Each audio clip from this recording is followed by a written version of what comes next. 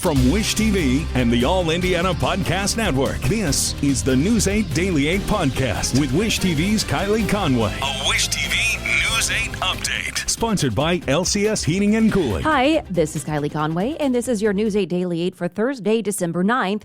Some warmer air will slide into the state. We're going to have some more cloud cover for you Thursday, though. Spotty showers can be ruled out for this evening and tonight, but we'll get into the 40s. Some areas tapping into the 50s. It'll be a little breezy this afternoon, too.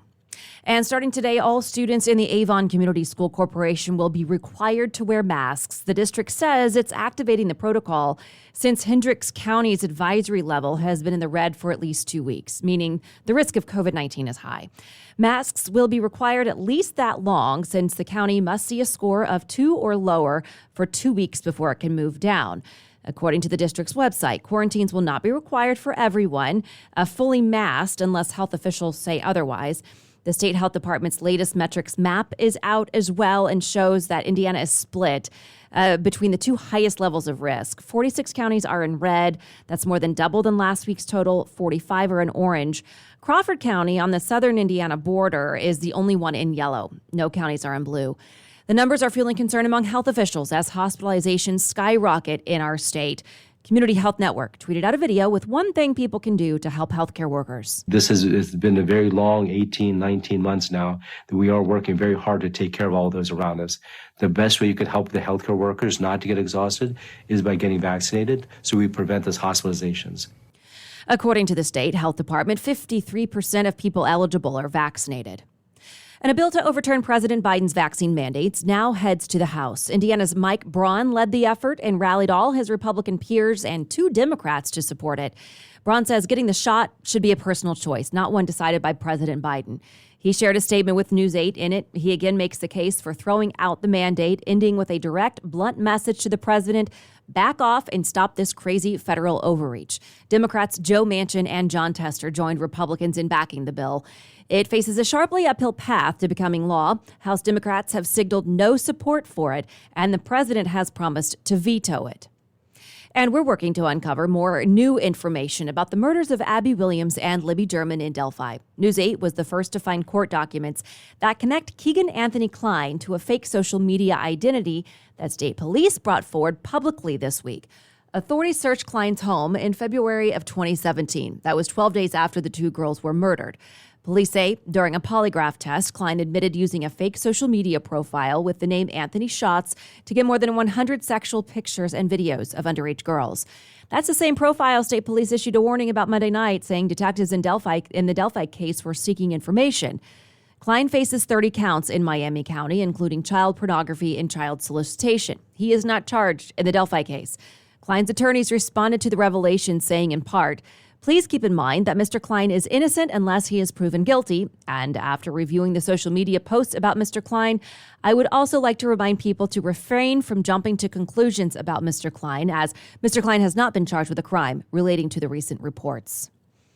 Ukraine says Russia keeps adding troops along their shared border. The new estimate, 120,000 people. Ukraine's defense minister says the forces include members of Russia's army, air force, and navy, plus tanks, armored vehicles, and missiles. The buildup prompted this week's virtual summit between President Biden and Russia's President Vladimir Putin. Biden says he warned Putin that invading Ukraine would lead to severe economic sanctions. Biden is slated to talk to the president of Ukraine today. I shot him! Oh my God! What you just heard are the sounds of new video that also shows moments after a now former Minnesota police officer shot and killed a man. In the video, Potter is seen collapsing to the sidewalk. You can hear her scream out that she shot him after fatally shooting Dante Wright in April. Potter claims she meant to draw her taser, not her gun. Jurors will return to the courthouse this morning for the second day of testimony. Yesterday, the court heard from Wright's mother. Katie Bryant said her son called her to say he'd been pulled over. She then describes what she saw on FaceTime. And she said they shot him. And she faced the phone towards the driver's seat.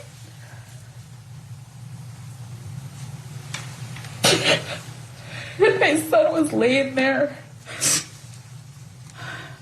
He was unresponsive and he looked dead. Potter pleaded not guilty to all charges. She is expected to testify in her own defense. A man in Kokomo fights the city in order to keep flying his profanity-laced anti-Joe Biden flag, and he won. In October, ITMate reported that after neighbor complaints, several other Kokomo neighbors had removed similar flags. Brandon Adams felt that was an infringement on rights and challenged it. He and the city now agree it's okay as long as it's not meant to incite disobedience or disruption. I'm a big fan of my freedoms, and I felt they were being trampled on. And the only way Brandon can fight the man is by hanging a flag, letting people know he's protesting. Adams says he has no intention of taking the flag down anytime soon. Blue Origin will not lift off today due to high winds. The company says it's been pushed to Saturday morning. The flight will be manned by Michael Strahan and Laura Shepard Churchley. Churchley is the daughter of the first American astronaut, Alan Shepard. She says she's proud of her father's legacy and ready to reach space herself. Strahan shared some photos on social media with the caption, "Even though the plans have changed, the experience is still sweet, kicking back and taking it all in at Astronaut Village." Tiger Woods says he's ready to compete again and he'll have his son at his side. Woods announced he'll tee it up next week in the PNC Championship. It's a 2-round tournament starting a week from Saturday. It features famed pros and their sons, daughters, or grandchildren. Woods will team up with his son Charlie, who is a promising junior golfer. It will be the first time Tiger Woods has played competitive golf since suffering severe leg injuries in a violent crash earlier this year.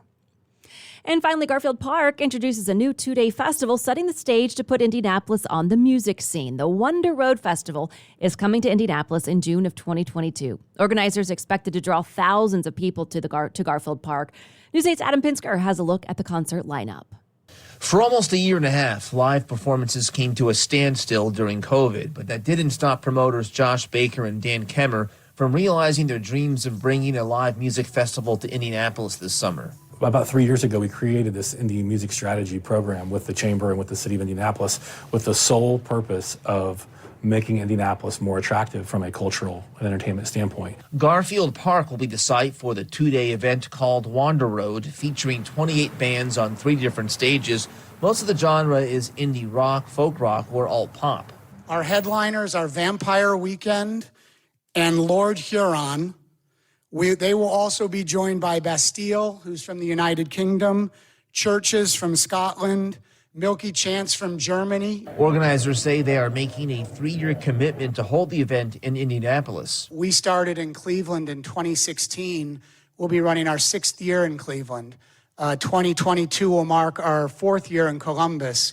And we have every reason to believe that Indianapolis is going to be a home for a very, very long time. Baker says he's had to pivot to make concerts safer and more appealing in this post-COVID world, especially with the uncertainties that come with COVID variants. We just can't stop. We can't just stop doing these types of things. We have to figure out ways to produce them and produce them successfully because they're needed. I think they're needed in our lives.